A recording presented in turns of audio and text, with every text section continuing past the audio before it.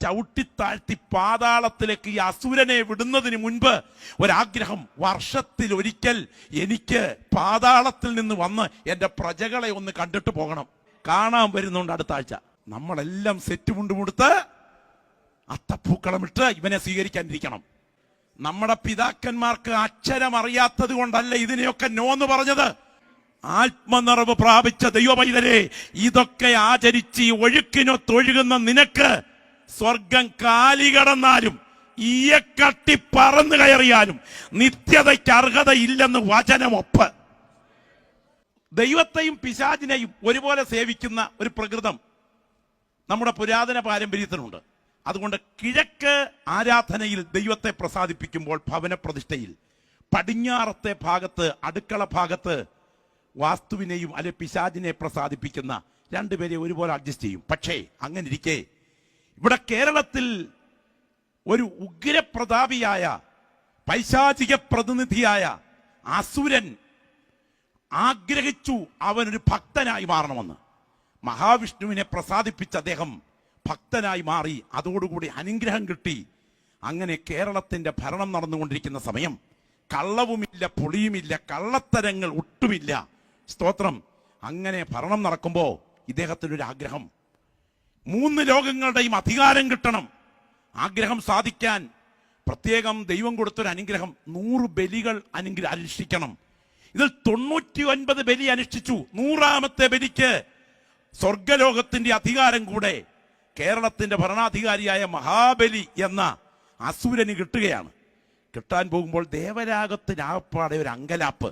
ഇദ്ദേഹത്തിന് ഇതുകൂടെ കിട്ടിക്കഴിഞ്ഞാൽ ഇദ്ദേഹത്തിന്റെ സ്വഭാവം ശരിക്കും അസുരഭാവമായതുകൊണ്ട് സ്വഭാവം മാറിയാൽ ആകെ പ്രശ്നമാകും.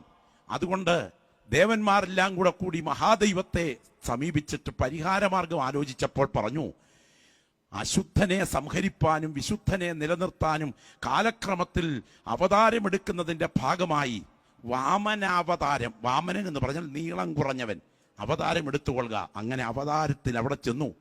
100ാമത്തെ ബലി നടക്കുന്നതിന് മുമ്പ് 3 കാഴ്ചവട് ചോദിച്ചു. ആരോട്? അസുര രാജാവിനോട്, പിശാചി രാജാവിനോട്.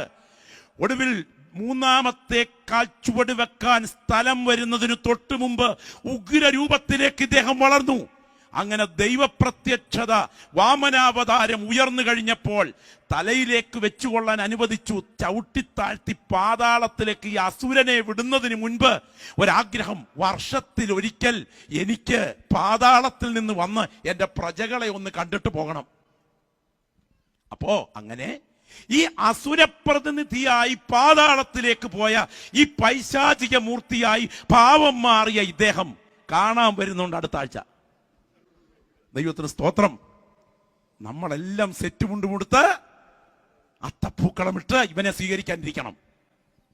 എന്റെ മുൻപിലിരിക്കുന്ന ആത്മനിറവ് പ്രാപിച്ച ദൈവമക്കളോട് ഞാൻ ചോദിക്കട്ടെ, നമ്മുടെ പിതാക്കന്മാർക്ക് അക്ഷരം അറിയാത്തത് കൊണ്ടല്ല ഇതിനെയൊക്കെ നോന്ന് പറഞ്ഞത്. അവർക്കറിയാം അന്യ ദൈവങ്ങളുടെ നാമങ്ങളെ നാവിന്മേൽ എടുത്താലത് പാപമാണെങ്കിൽ, സൂര്യൻ കിഴക്ക് നിന്ന് മഹിമയോടെ ഉദിക്കുമ്പോൾ ഞാൻ എന്റെ കയ്യെ ചുംബിച്ചിട്ടുണ്ടെങ്കിൽ അത് ന്യായാധിപന്മാർ ശിക്ഷിക്കേണ്ട ശിക്ഷയാകുന്നു.